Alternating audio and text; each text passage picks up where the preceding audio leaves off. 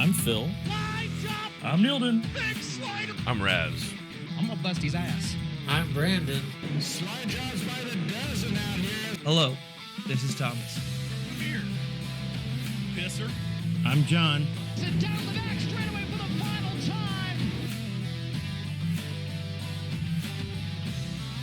time. Ladies and gentlemen, boys and girls. This is Dirty Sliders Podcast. Keep it high, wide, and handsome, but don't jump that cushion. All right, welcome in, Slider Nation. We've got another episode coming up here. Welcome to our one new subscriber last week. Welcome in. You got a lot coming down. We got a new week of racing here. Lots to talk about. Lots of big races going on. I think we had the Supernats out in Iowa. Boone, Brandon, and Thomas are going to talk about. I know we have the World 100 at Eldora. That's a big late model race that I know one of our sliders went to. So let's start it off with Supernats there. Brandon, Thomas, what do you guys got for us on that? Well, the IMCA SuperNationals, fueled by Casey's, as they say. 43rd annual running.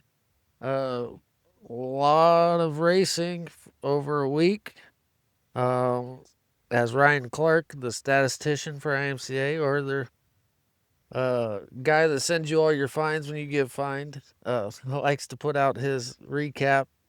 521 total races competed over the week for 4,949 laps of competition. That's not including hot laps. That's not including non-competitive laps. Those are competitive laps.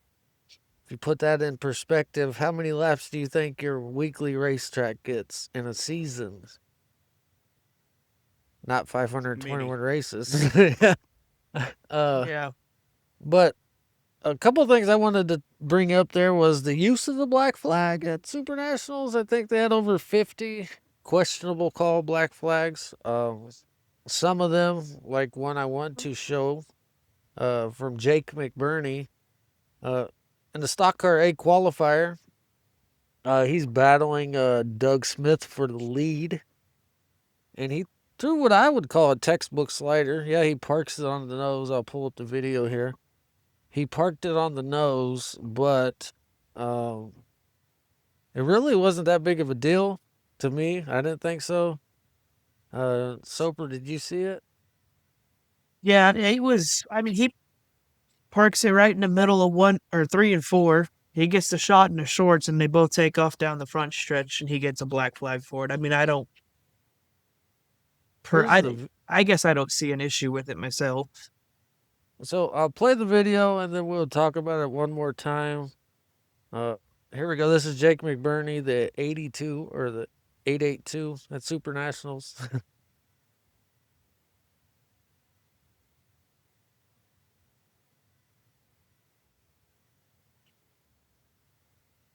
So that was essentially it. He parked it on the nose of Doug Smith. They both continued on, no harm, no foul. I think it was almost 2 laps later he got the black flag for that. Doug Smith wins it. He even says it in his winning interview. He has no idea why McBurney got black flag for that. But I think that sparked a fire in the guy. Because after he got that black flag, he won the All-Star Invitational. He won another race to get into the big dance. He was on a rail at that point because some of the races he started not on the front row or near the front. He started back quite a ways and moved forward. So I think that kind of woke his ass up a little bit, proving a point. I'm probably a hypocrite because I hate it when someone throws a slider. It just drives me crazy. I had zero problem with that slider. I mean, it says in the caption that, dirty slider, blah, blah, blah. I don't think it was dirty. It was a good slider.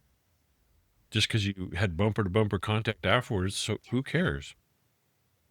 So over the course of the week, there was some obvious dumps that people, dumped the guy in front of them. maybe not intentional, as the guy said it earlier than you anticipated, tagged him. He went around, okay, you get a black flag because that's questionable driving, and IMCA says it over and over again. It doesn't mean intentional driving, it just means questionable, i.e. you got into him, he spun out, caution came out or what have you, you get a black flag. There was a pretty nasty wreck in the modifieds. The 53, Logan Anderson got into, well, he cut a right front tire down going down the front stretch. Got into Zach Vanderbeek. Vanderbeek went off turn 1 in his modified. Hit the supporting cable for the catwalk and rolled that modified a bunch. I haven't seen a video that wasn't on IMCA TV posted about that. But there were some nasty wrecks. What You do you know, think, and so? well, I'm glad you brought that one up because that was one I wanted to talk about. So I didn't see that he had cut a right front tire. What I do know is that Anderson went down into turn 1. The car got down on the frame rail, and from experience, when the car gets down on the frame, you lose the ability to turn. And he got down on the frame, so there was also a huge hump in turn 1, which exacerbated the whole thing. So if he cut a tire and went down on the frame rail and went into that hole, he essentially dug the whole front nose of that car down into the track, which sent him all the way up. And I don't think he physically made contact with Vanderbeek, but because he was shooting straight up the track, Vanderbeek made an evasive maneuver, which caused him to drive off the top of 1 and 2, right into that support beam for the catwalk. And like you said, I mean, it shot the car up, 10, 15 feet. It did a barrel roll and a half and then went back down. That's... Go ahead. It looked to me like, because they showed a slow replay on IMCA TV, it looked like it showed his right front was down about halfway, about the flag stand area. And when he turned in, it looked like he made contact with the 33, but if you're saying he didn't, I mean, maybe it looked close enough. And it's possible. I mean, he definitely was pointed up the track where he shouldn't have been, but he got the thing stopped and turned before he made it all the way up the track. But like I said, he was barreling in at a full head of steam, and the car took a push straight up the center, and Vanderbeek didn't have nowhere to go but to try to avoid him, which unfortunately sent him off the track. I've got the video. I found it. Well, hold on. While we were talking about it, let me share that. I just found it. Yeah, I think it was. I just found it. I was like, oh. Okay, here we go. Zach Vanderbeek is the black car on the outside, and then the inside car is the 53 of Logan Anderson. Let me play this, and then we'll talk about it.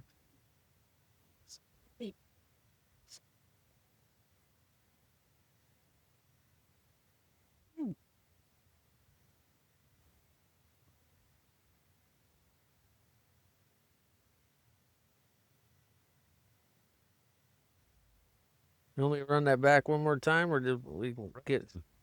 All right. Let me back it up.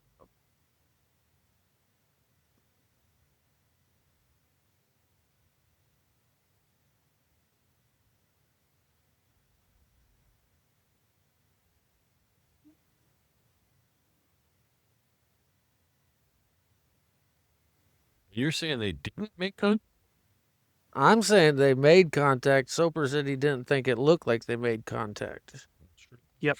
I think it's a little bit. I think they definitely made contact. But like Soper said, he hit that hole. You can see whoever the white car is, I forget, but they like bounce in that hole.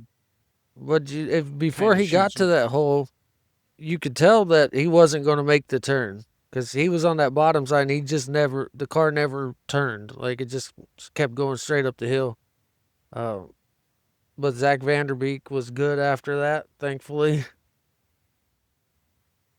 So they had an auction afterwards? Yeah, there was. A little bit of drama. So I'm over here watching the same video closer on my phone. Yeah, so there was an auction afterwards.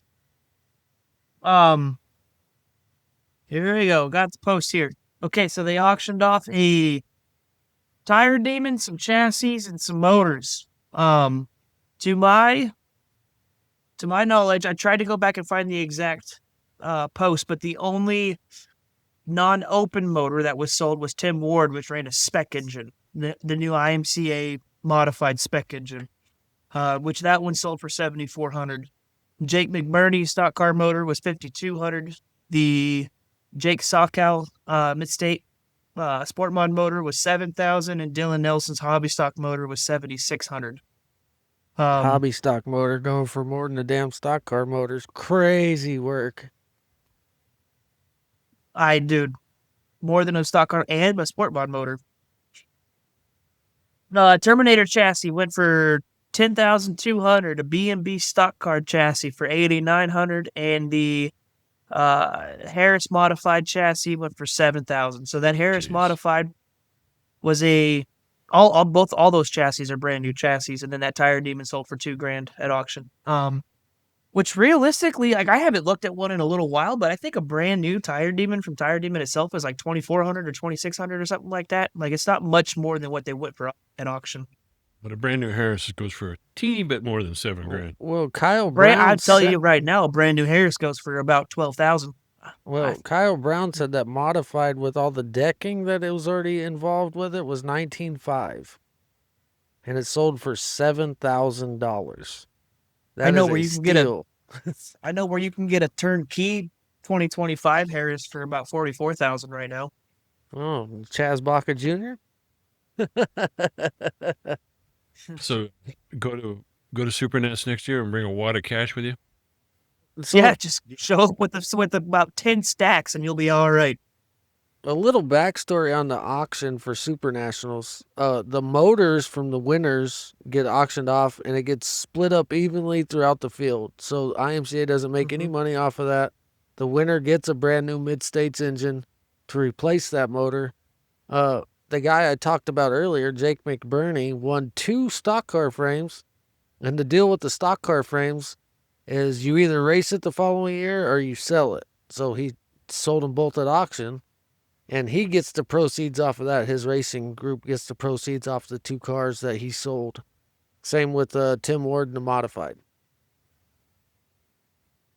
Yep, they're pretty nice little motors. You look at them here; they look pretty good. With the hobby stock motor going for $7,600, them hobby stock guys are happy because they get some money. Right. Look at them pretty things, all dressed up, everything powder coated like it should be, looking good, buddy. Have a little So it's not little engine envy there, Thomas. Little engine envy. So I mean, it's not like these guys are. I mean, because they're not. It's not like the SuperNationals are $15,000 to win. I mean, these guys are winning a little over $5,000, I believe, at the SuperNationals. And the price varies between the different classes, but they're getting their motors auctioned off, but they are getting replaced with brand new ones, so they're out there. And then that money from the motors that is made by IMCA from auction gets split evenly between 2nd to 30th place to add a little bit more cash on top of what's going on there. Plus a car full of contingencies, so their money, they might not win a bunch of money, but their cars are pretty much plumb full of contingencies that come along with it. Gift cards and parts, pieces, wheels, tires. Yep. Plus, I don't think the Supernats are like one of those make a ton of money races. It's a, hey, I'm an IMCA SuperNationals winner. They had Which 1,126 cars checked into that deal, by the way. Yeah. Jake Sokow is only prestige. Jake Sokow is only the 2nd sport mod driver to win multiple Supernat titles. Behind the Bobcat, Jonathan Logue. Behind the Bobcat, yep. And then, I mean, there's so much more behind that whole SuperNationals thing, too. Like, Brandon, did you see that one hobby stock guy that lost his front tire in the dance, and then he peels it off the front stretch behind the catwalk there, and he just gets out of the car and looks up at the catwalk, and they toss him a beer? Oh, yeah, shotgun that bastard. And then somebody was saying he took too long to shotgun it, and everybody's like, well, you know how much foam was in that beer after they tossed it off the catwalk? Right? So I was talking with Steven and Jessica because they went out there Friday, Saturday, watched the SuperNationals, and So those guys on the catwalk, there's trash cans placed underneath the catwalk, and it's a legitimate game where, I mean, the trash can's not even round. It's fucking oval like this. And they toss the beer cans into the trash can, and there's 6,000 of them laying around the trash can and about 15 inside of it. And then whenever they do their farming sessions, because, I mean, they run a race or 2 races, talking maybe 7 or 8 heat races, and then they start farming the track. Well, when they come out to pack it, that's another game they play. Here comes the packer. Throw your cans in the packer. It's, Yeah. you know, you go to most of your dirt tracks and they have the rule of no drinking in the pits until the last checker flag's flown. I think at SuperNationals, if you don't have a beer in your hand, then you're fucking wrong. Essentially. And what did that one guy say? He won his heat race or something, and then he got in a wreck or something, and then he's like, I'll go back to the trailer, have a beer, and then get it fixed and be back in the B main. And I was like, oh shit. Yeah. I don't know. I don't know if IMCA condones that one or not, but Condones, fuck. right. I can guarantee you, officially, they don't condone. Yeah. Yeah. Yeah. Well, Also, that's things Mardi are a lot Gras. different things are a lot different in Iowa than California, where we are. They Well, drink there plenty ain't of Busch Lights. nothing to do. True. No, Busch dude, Lights I and race fucking, well, cars. so I don't know if I ever told you guys this, and if I have, I don't know if I ever said it on the Dirty Sliders podcast, but my first trip to Winter Nationals, I was there for a Friday and Saturday. On Friday night, I bought a 36 pack of fucking Busch Light, got out of the truck outside the pit gate, bought my pit pass, and walked through the pits and started drinking beer in the grandstands in the pit side. Old fucking Brad Whitfield had a cow. And I was like, what's wrong? Oh, I had What are no you talking- idea. Yeah. We get done with the races and he fucking hauls ass over in his side by side, flashes his lights at me and it stops me like a deer in the headlights. And I was like, oh, here we go, round 2. He gets out and he goes, now we can have a beer. Here you go. And then he handed me one. And I was like, hey. Now, the one more guy I wanted to talk about real fast. Colin Hibden got in a big wreck in one of the modified races. Got Tanner Black upside down on the front stretch. Essentially, the kid said he was done and he was going to be done for a while because his car was tore up. But Racing Family put his stuff back together. He went out and won a race. He went out and made the big show on Saturday night after thought he was done. But I just wanted to shout out the Racing Family as a community.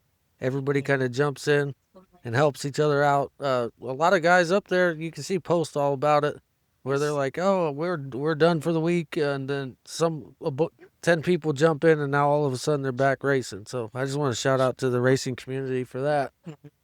That's basically how I really met Phil. Was I went out on a test and tune night in the dwarf car, and my right front shock broke, and I went and tagged the wall in turn 3 and just tore the whole right front corner off the car.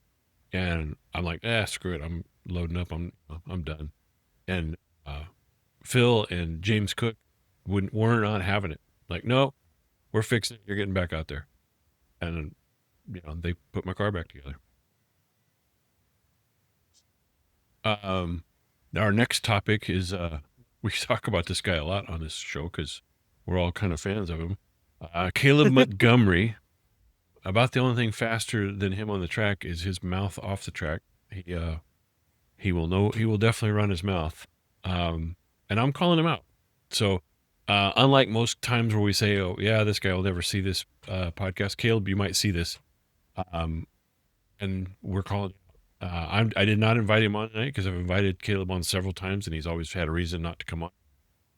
I'm not begging anybody to come on here. So anyway, never even spoke to him about it. But Kaleb, if you want to come on and either defend yourself or maybe back up on this your behavior here, then you're more than welcome to reach out to me. Let's start off with what happened on the track. Let's see. Here we go.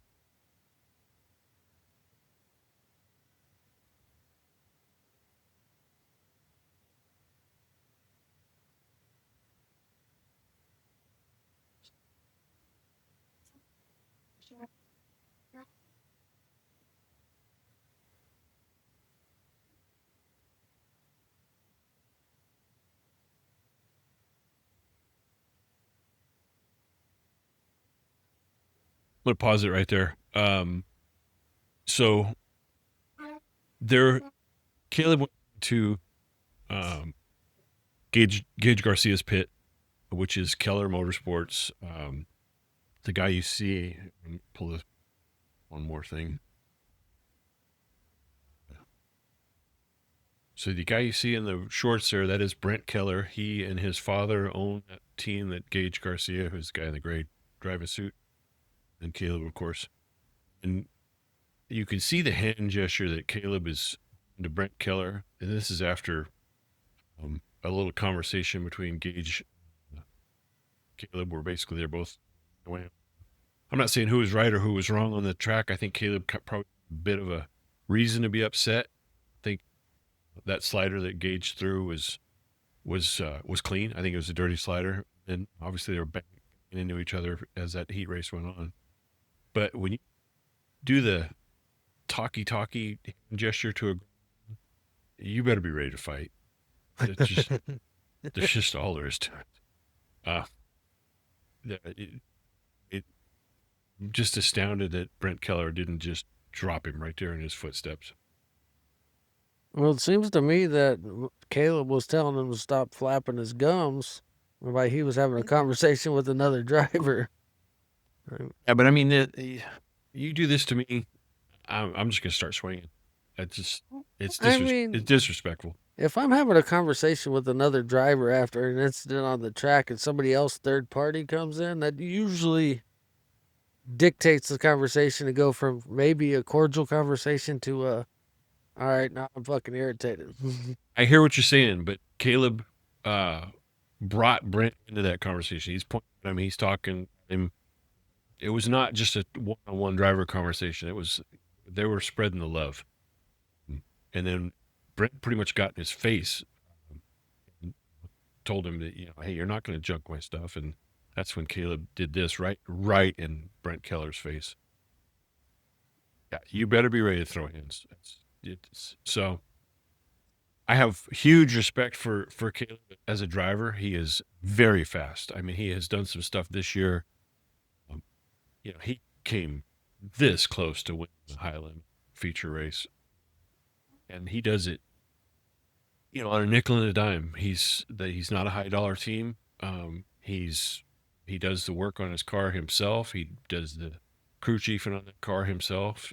He occasionally gets help from some buddies, Pombo and Max, and his girlfriend Stevie Rogers knows a thing or two about sprint cars. But it's Kaleb. He runs that whole show.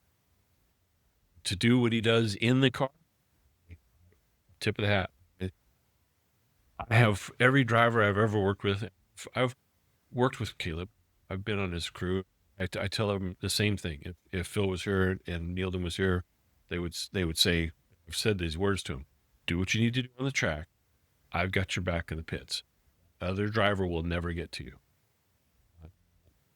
Honestly, had I been at Placerville and this crewing for Kaleb, I probably would have been in the middle of that conversation, because anytime my driver goes down to talk to someone, let's call it what it is. I do it as a enforcer, that role, and I've always done it for whoever I'm working with, because I'm a big dude. I'm 6'2", and until recently I was between 280 and 300 pounds. So I can throw my weight around, so to speak. In that situation where he did that to Brent Kelly, I don't know what. My head, I don't think I probably would have just dragged Kaleb off, like, no, let's go. This is over. But I don't know if I would. It's just not. It's just very disrespectful way to speak to somebody. Hope Kaleb gets it together and stops doing crap like that, because he's got a bright future in a race car if he can clean some stuff like that.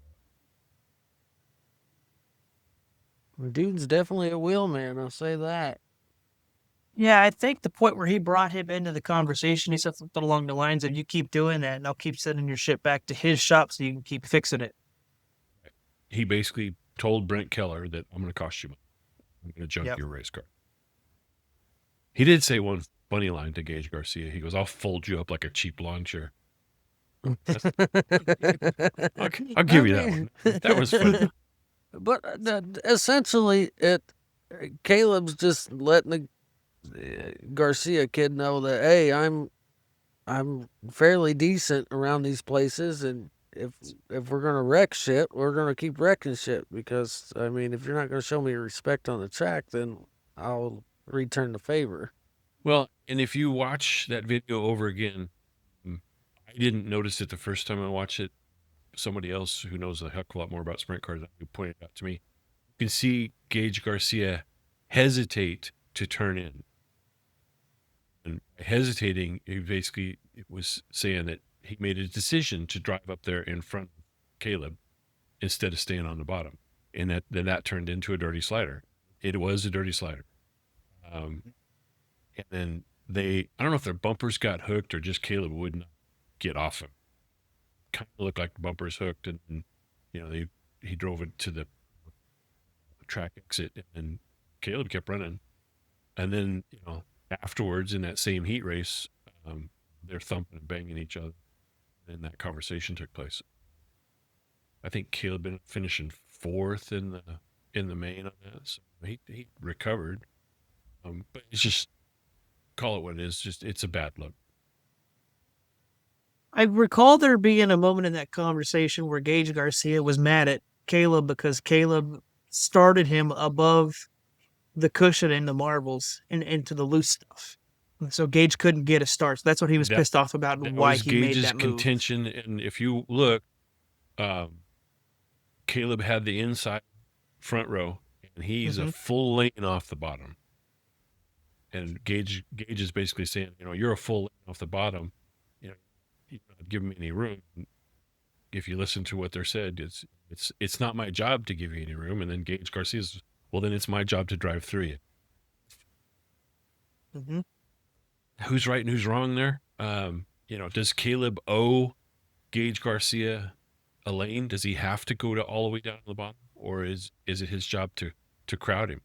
I mean, I think Kaleb should at our local level. I mean, everybody plays that game at the local level.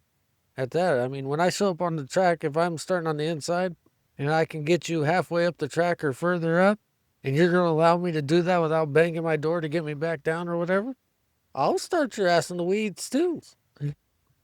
And that's so it's different. It's different there with the sprint cars because of the open wheel concept. You can't bang a door on somebody necessarily.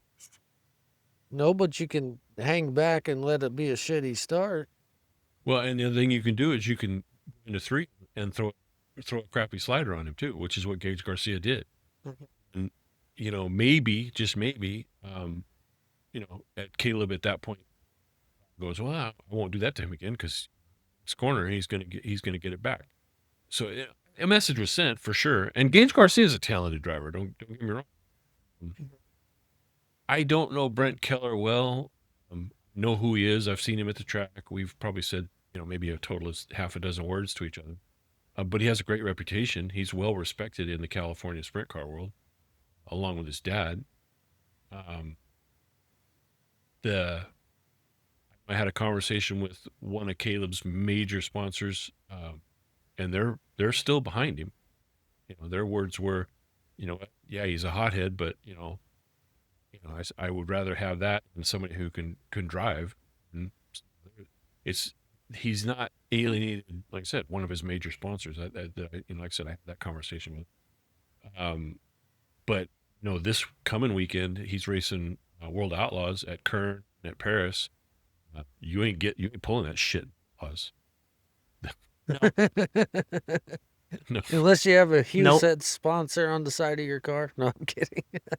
They'll fucking send him over the fence, dude. That's what I'm saying. Unless you have Hughes sponsored on the side of your car, you're not going to pull anything like that. Yeah. So, I hope Kaleb sees what he did there and maybe cleans that up a little bit. I don't have a whole lot of problem with what happened on the track. It's just, to me, that's just two racers kind of playing games. But like I said, just be ready to throw them when you do that to me. Yep. Oh, how many's coming when you start throwing hands? All of them. Until my arms get tired. Or you're folded up like a cheap lawn Yeah, chair. fold him up like a cheap lawn chair. I mean, Caleb's not a small dude. He's probably 6 foot, 6'1". He's a little skinny, but like most race car drivers. But yeah, I don't think he's ever really had his ass whooped, to be honest with you, based on his interactions there. Has he been in any fights? Well, if he's been in fights, he hasn't been beat. Well, then goddamn it. That was Scott Bloomquist's claim to fame for a long time. Somebody needs to whoop your ass. We'll find somebody who can. Send it. No, it seems to me maybe he was a Kyle Busch fan for a while because Kyle Busch did the same kind of deal in NASCAR, and he kept his sponsors too. Said I called it out. I saw it. I guess you can't say call a spade anymore. It's not politically correct. Call what I see. If you guys have a different opinion, let's hear it. I think I got my opinion. I was just kind of no. throwing It's, it I around the block understand there. I understand both sides. I don't necessarily know that one's more right or the other. Like I said earlier, like if Caleb started him shitty, Gage threw it back at him, and then they got mad. It is what it is. Racing. Like I said, I'll say it again. Caleb, if you want to come on here, reach out. You know how to get a hold of me, and we'll put you on here, and you can talk about it whichever direction you want to go, and we'll see. That brings us to our next big thing that also involved me was to take a little check mark off my bucket list. When I moved here to Kentucky, I looked at how close I was to Eldora, and I like 3 hours away. Let's get to Eldora. Well, it took me a year to make that. I worked Saturday. Basically, just came home, told my wife, I said, let's go to Eldora. World 100 is a big, huge race. So we was like, we'll have a good time. So we drove 3 hours. Did check the weather before I left. It was 1% chance of rain. Because it didn't take you a year and a half to get to Eldora. It just took you a year and a half to get to Eldora on a day it didn't rain. True. It wasn't going to rain, right?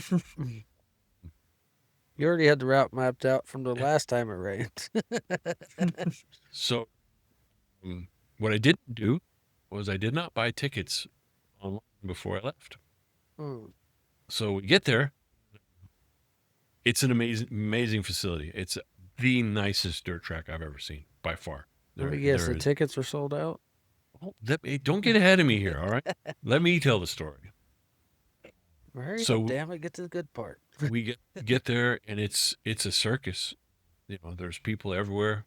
So we get parked. A very nice gentleman said, "Here, you can park on my property, $10." Thank you, sir. $10. Yep. And then we get down, and I see everybody going in. I can't see where anybody's selling tickets. I'm like, what the? So I went and asked one guy, and I said, hey, where do we get tickets? He goes, we're sold out. I went, what? He goes, I've been working here 30 years. It's never sold out. Holy crap. So I told him, I drove 3 hours here. And he's like, yeah, you're not the first one to tell me that. So my wife looked at me like, you're a fucking idiot. I'm like, she goes, what? I said, well, we're going to go up front. We're going to find us at the front entrance. We're going to find us an independent ticket distributor. Enterprising young man. Somebody out here making money. So we did, and we got some general admission tickets, which if you've never been to Eldora, admission means you're sitting on the grass. So we got inside. It was a zoo. Oh my God, just nuts to butts. Like I said, the facility is phenomenal. The grandstands are neat and tidy. The grass that you're sitting on is well kept, and there's concrete sidewalks everywhere. If you don't know, the entire pits, every inch of it down there is concrete. It's not a dirt pits. So those guys down there pitting, in pretty nice conditions. Lighting is great. Sound system's great. Fireworks were great. Drone show. I don't know if you guys saw that on Mm-hmm. broadcast, Yeah. but it was like, wow, this is pretty cool. They have a 50-50 that was 128,000 for the night we were there. They did 150,000 the night before. So for the first time in the history of Eldora Speedway, it sold out. Tony got on the mic and said, it's never happened for the World 100, not for the King's Royal, not for the Dream. This is the first time this track has ever sold out. He goes, there's more than 22,000 people here. That's a pretty impressive crowd. Yep. And everybody was cool. No problem with nobody. Everybody was happy, supportive, and there to watch a race. The racing surface, holy crap! I've never seen a track so nice. Smooth. They had that thing dialed. The drivers were complaining a little bit about. They said there's dips down in turn 3. I think right where the haulers come across. I think there's a dip there, but you sure couldn't tell, not from the stands. But they were saying that was kind of upsetting the car a little bit. But if it's, like I said, if it's where everybody drives the haulers across, I don't think there's a fix for that. Right. Don't worry. Next thing you know, Tony's going to install a crossover gate underneath the track. There is a tunnel to cross over for spectators. Right, but not for vehicles. Not yet. He said he's not. The rumors are he's selling that place. He goes, I'm not selling it. This is hold on to this track for as long as he can. He loves owning Eldora. If you don't know the story, Earl Baltus started that track in the 40s. This is the 72nd anniversary of opening that track. Well, Earl Baltus basically called Tony up and said, I need you to come out here. We're going to have a meeting. And he pretty much said, I'm selling the track and I'm selling it to you. That's how that deal got made. And it's been in good hands. Tony has taken real good care of Eldora. It's a crown jewel. If you ever get a chance, go. Like I said, it's an amazing facility. It's an amazing. We did learn some things, my wife and I, and when we go again, because we're for sure going to go. I'm going to camp. Did get a message from a friend of the podcast, Ryan Spencer. Yeah, he was there, and he goes, come by the campsite. And I'm like, no, I'm going home. But yeah, if we do it again, we're going to take the camper up there and make a big deal out of it. And bring some chairs. Some chairs would be a nice touch. Spruce up the place a little bit. A little bit thicker jacket. Got a little chilly. I seen So I got a Tony question Stewart about that. drifted his 4-wheeler around the dirt track. I didn't know that was Tony. I knew it was somebody on a 4-wheeler, but I'm watching. I'm like that dude's having some fun. Looked So fun. I got a question about that. The picture you sent us of where you were sitting at for the race, the way that the track's built down there in 1 and 2, it looked like it would be really difficult for you to be able to see the cars because the track's kind of set down into the hill. It's not difficult to see the cars at all. It's impossible to see them. Okay. You can But- see Were it you on in the a spot where you straightaways could or watch what? the big No, TV? right? Yeah, that was the thing. I was about to say there's a big Jumbotron in turn 2. So when they would disappear down into that hole where I couldn't see them, I just looked at the Jumbotron. You could see the whole track other than what the corner that's right in front of you. And I don't think there's a place on that track where that's not a problem. That track is down in a hole. Yeah, even at the top, I think that even at the top of the grandstands, I don't think you're seeing the corner that you're sitting in front of. But that's what the Jumbotron's for, right? Now, maybe if you're sitting on the front stretch, on the main grandstands, which I hear are nearly impossible to get tickets for, you might be able to see it. But that track is wide. I mean, they'll go 4, 5, 6 wide straight away. Racing was incredible. $72,000 to win in honor of the 72nd anniversary of the track. And I will tell you this. They don't like Jonathan Davenport at that track. I think it's just a matter of, anybody but Davenport because he wins so much there. Yep. Because every time they would mention his name, it was just a chorus of boos. And of course, he He started on the pole and was fast, but you could tell probably around lap 25, lap 30, I'm like, he's starting to get tight. You could just see he was having trouble getting it turned. And RTJ went up there and just took it. There's no other way to say it. He went up there and just took it away. He drifted back to, I think, fourth and ran fourth for quite a while and worked his way up there and threw, I think a textbook slider on Davenport. And from there, he never looked back. Shout out to Ryan Gustin running top 5. Reaper Nation, baby.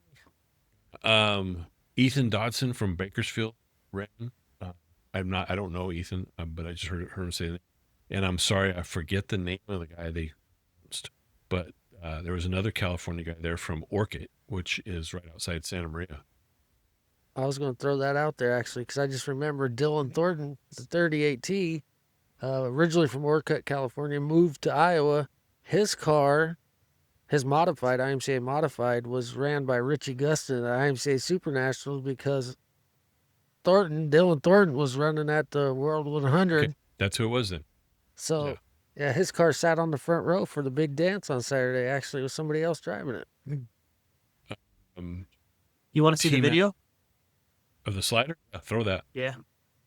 Throw that slider. Throw that. Ready? Come on, Raz. Make we your were own thinking big the same screen. thing. There you go, boys.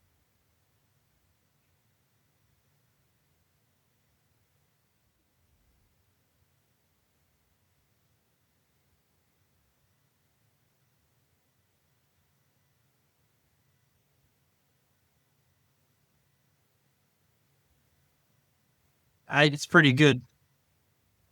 Clipped his I wouldn't even whiskers. call that a Good. slider. Yep. Just team blew a motor, run 6th or 7th, I think. And shout out to Bobby Pierce. Bobby Pierce made an unapproved adjustment, and they started him dead last, and he ran all the way to 7th. Boy, that car was killer. What the unapproved adjustment was, they weren't sure the wheel was tight, so they pulled the mud cover off and hit the lug nuts. Nope. Go to the... Damn. Wow. That's all it takes. I was kind of rooting for the Hunt the Front guys, but he didn't do worth it. I was there. I guess he ran good the night before. He threw a boat anchor out. Really ran well. Yeah. But I was talking about Pierce's car. He ran great, but I'm talking about the car, like that neon pink and white wrap he had. Like, it looked sharp in person. It really did. There was a couple good looking cars. Liked RTJ's car wasn't moving. When it was on the track and moving, it was really hard to pick him up. It's a good looking. It's got a lot of metal flake wrap in it and everything. But they had the whole midway where they're selling T-shirts and koozies and hats and the whole 9 yards. The facilities were pretty good. Had plenty of porta potties everywhere, plenty of concession stands spread out all over that track. How were the prices for the concession stands compared to other tracks?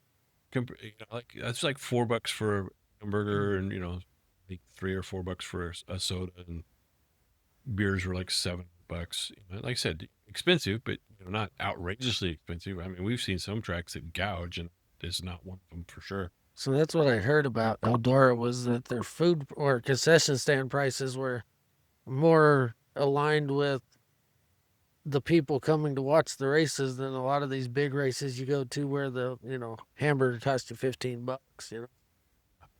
It's top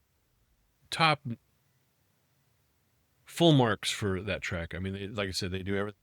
One of the cool things, which we kind of take for granted, it was like, oh, this could be a zoo getting out there with all these people. They closed the main road, which is Ohio Highway 118, right in front of that track. They close it. You're not driving down that road, and they push everybody off all the side roads. So instantly you're going, okay, I don't know where. Let me see my GPS. But because they're pushing everybody off different side roads based on where you are, like out of the spot I was, you had to go down this road that was right in front. Well, if you're farther down the campsite, well, they're going to send you down a different road. Well, by doing that, it takes the strain off that Highway 118, because you're going to get on that at some point. Where I'm getting on was like, another 6 or 7 miles down the road, and finally, well, because they're doing that, people are trickling onto that road a little bit at a time instead of just this massive. It's a clusterfuck. I will give a shout out to Dirt Tracker Podcast, because he recommended the Whistle Stop Bar and Grill in Ansonia, which is 2 or 3 miles away. Good food, good service, good time. We had Flow Racing on showing guess what? Eldora. Imagine that, huh? Did you go? I'm assuming you went there before the races. Yeah, we went there before. Yep. They roll up the sidewalks around that track, and I guess the village of Rossburg has a population of 187. Shoo doggy. And then they bring 22,000 people in Right. for the World 100. Oh boy. Sonia was another little town a little further down the road, and it's not much bigger. It's just a little one-horse town. There wasn't a single light on when we drove through, because by the time we left, I had a headache. It was at the gas station to get some Tylenol or something, and it drove 15, 20 minutes before I could do that. But yeah, definitely be going back again. I will give you the pro tips. Go early. Get your tickets online. Bring a chair. Bring a jacket. Oh, and bring cash. Bring cash, because some of the concession stands are cash only. There you go. Man. All right. What else we got, boys? Where are we at? Dirty Slider of the Week nominees. Yeah. I'm going to nominate Kaleb Montgomery for what he did on the not for what he did on the track, but for this. What the hell did I put on there? You when we're nominated put Larson. one Kyle Larson. One Oh. Kyle Larson's. Kyle Larson. Boy, we always talk about how good he is at all this stuff. It kind of little relieving to know that he's human and he fucks up too. So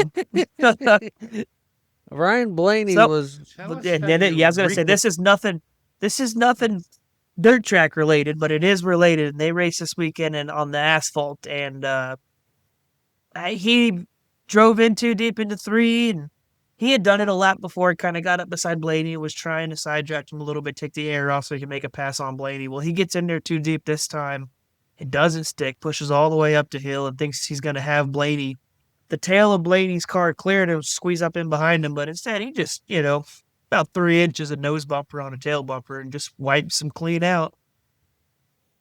Yeah, but he owned it. He did, And 100%. He did. In the race, he said, just misjudged it.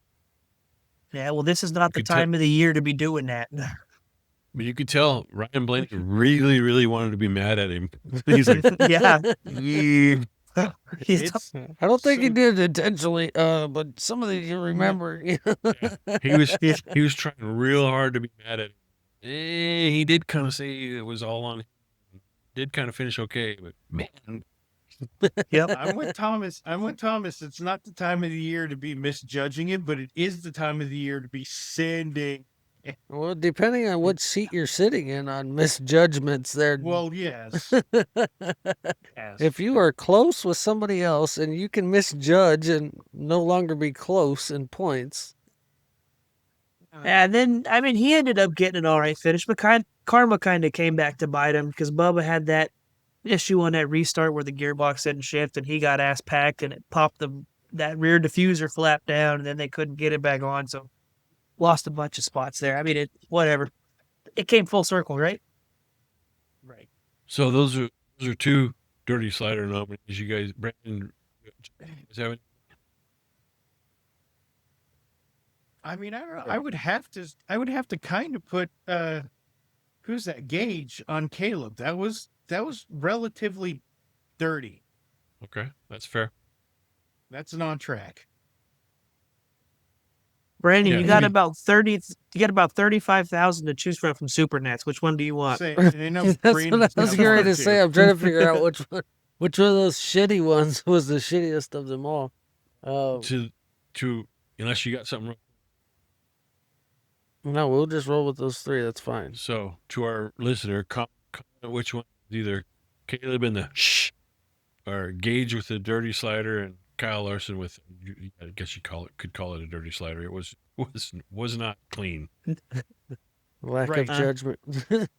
And we do have an award. I made the little graphic that whoever wins, we're put that on their Facebook page or some kind of social media so they know. Nice. All right. This could get interesting. I'm really rooting for it to be. I'm really rooting for it to be Kaleb because that'll be funny. Then we're gonna try to do a weekly set. We're gonna call it Off the Dirt, where we're going off the dirt to talk about some racing things that went on. John, I guess you could talk about a pit stop. You know what? I'm not gonna lie. I didn't even get to watch the NASCAR races this weekend because I had to work late on Sunday. But I Soper's will. got his hand let's just up. say- Thomas has it. okay. We can't show it. We can't show it because NASCAR will definitely put a strike on us on YouTube. Right. Right. All right. So we talked last week about the Alex Bowman pit crew and the super awesome try to take a tire and wheel off without having the air plugged in or the nitrogen plugged into the air gun. Well, this week, guess what? They did it again. Not with the air gun and the hose, but they jacked the car up on the left-hand side and they took the front tire off, got it back on, took the rear tire off, and the car slipped off the jack. Boom! Lost another 15 seconds of time trying to get the car back up on the jack and get that wheel and tire put back on that thing. Just, hey man, 40, it's not a good time right now to be driving that 48 car with them boys pit crewing for you right now. So what is it going to take for the pit crew guys to start getting replaced? That's a really good question. I think at this point you have to seriously consider. I bet pit crew practice this week at the 48 shop is not going to be any fun. Well, Ain't 2 gonna weeks be in fun. a row of being a shit sandwich? Like, damn.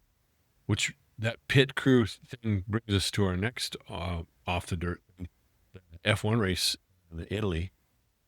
Lando Norris, who is currently running second in points to his teammate Oscar Piastri, had a crappy pit stop, and Piastri pitted first, and Lando Norris came in, and they didn't get the left front tight, and then the left front gun guy was kind of sleeping in the switch. You can see his tire carrier, which they do it weird. You have a tire putter oner and a tire taker offer, and they're two different guys.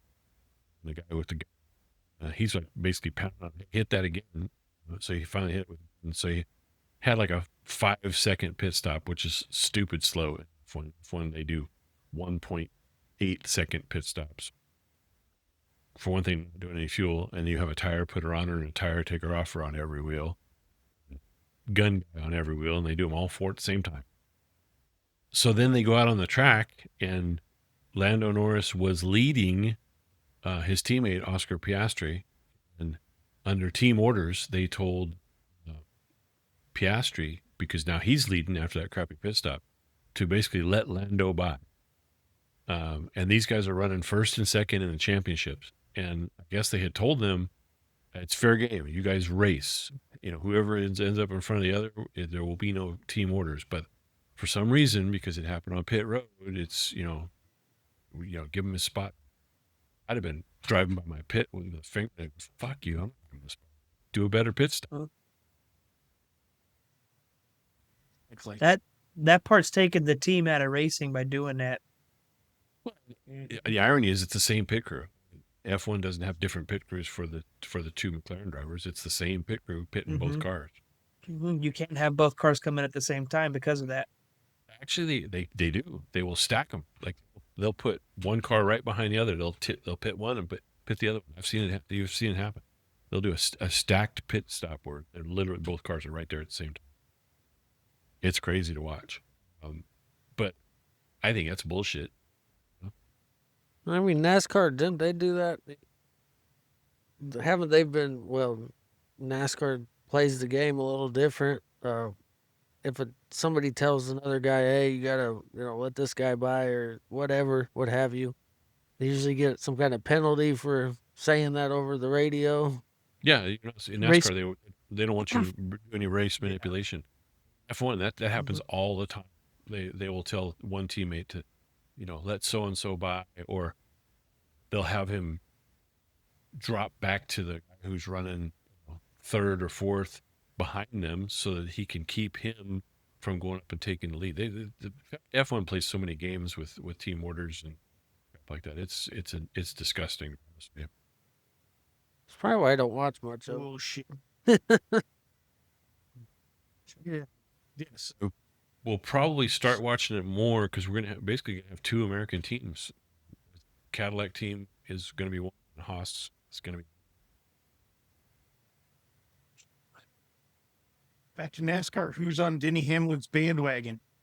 Apparently not the people that are at the racetrack. No, because nobody is. Because everybody's always like, this is Denny's year. This is his year. And then he fucking chokes on it.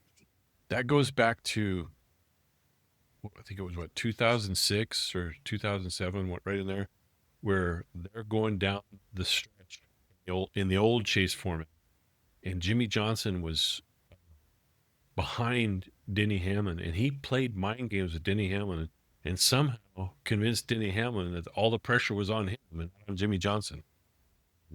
Denny folded up like a cheap lawn chair, and Jimmy Johnson won the championship. I think he's snake bit ever since. There's the meme that says, Taylor Swift got a ring before Denny. Yeah. Well, and the mind games from Jimmy Johnson, that goes all the way back to Dale Sr. in his second year in Cup. When he was leading, and he said, all the pressure's on, the Kale was behind him, I think, that season. Yeah. Yeah. Hey, you know what? If you can play those mind games and win that battle, that's amazing. And Jimmy Johnson was pretty good at that. I think, I'll say it now, Denny Hamlin will cave under pressure. He has proven time and time again that that's what he will do. He will do it this time around. Well, I think he's trying to prove a point with the 23XL Motorsports and the lawsuit with NASCAR. I think he's trying to prove a point right now. Like, okay, you can have whatever with my team that I own, but I'll go ahead and win the championship on my other hand. He'll choke. I'll say it here loud and proud. He's going to choke going down the stretch. He'll get out of the first round. He'll get out of the round of 16. He might even get out of the round of 12. I don't see him. He will find a way to fuck it off. It's 2311, Brandon. That X and L you see after the 23 is 11 in Roman numerals. Okay, XL. It says XL on the thing. It's XI. 23 XI, buddy. It's 23 it's, XI. It's 20. I don't care. Nap car. All I care about is watching the green flag, take a nap, and wake up. It's like, oh, here we go. They're coming down to the checkered flag, and here's a wreck. Woo! They wadded some shit up. Ask my wife. That's what I do on Saturdays when I'm watching Xfinity. Oh, nap time. Oh, I paused it for you. They wrecked. Oh, cool. The beauty of it is when they do something exciting, they usually get loud and it wakes you up. That's Right. about the only time, yeah. Lately with Xfinity, it's been, Connor Zilich is winning. Oh, yay. Well, Don't for fall off me, your Or car. falling since they off his went to car. this- when they went to this chase format or whatever, taking away, actual people actually thinking about how to get through the racing season, and they're like, oh, we're going to go stage stops and this and that. Took all the fun out of NASCAR. Well, to me, it's the cars. The cars to me are unexciting. Good thing. We can funny beat thing that about- horse. Yeah. Right. Funny thing about Connor this year, this last week, did you see he came out the top and slid down the hood? Then he still got his freaking fire suit hooked on his hood pin before he could get off the car. Wrecked him. Damn near killed him. Yeah, Yeah, that's better than getting your foot caught in your window net and taking a header in victory lane. it was better. It was safer, but Yeah, still. buddy. Well, I will say this: when you can pull 22,000 fans track out in the middle of freaking nowhere, dirt track racing is alive and well. You might be Well, doing something especially right. when you had two ginormous dirt track races going on in the country at the same time. Yeah. Mm-hmm. I think I've made Eldora fan of our wife, so we'll probably hook it up for the King's Royal and the Dream. I don't think Cool. SuperNationals gives you a count of how many total people are there. They just tell you how many cars are in there. 1,100 cars and 1,000,000 fucking people. Yeah. The ass ton of And people. one red Dodge in a ditch. One poor buddy that sunk that bitch to the window. Thanks for listening, everybody. Don't forget to vote for your choice for Dirty Slider of the Week. We will award that for sure. Heck yeah. Tell them where they can find us.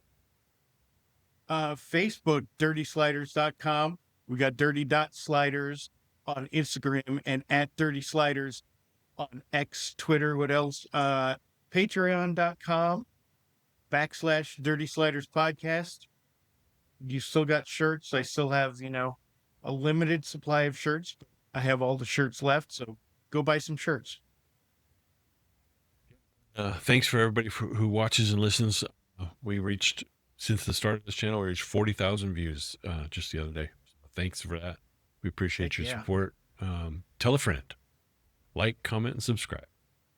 Yes, sir. Tell us what you want to hear us talk about. Shit. Good night, everybody. See ya. Good night. See you guys.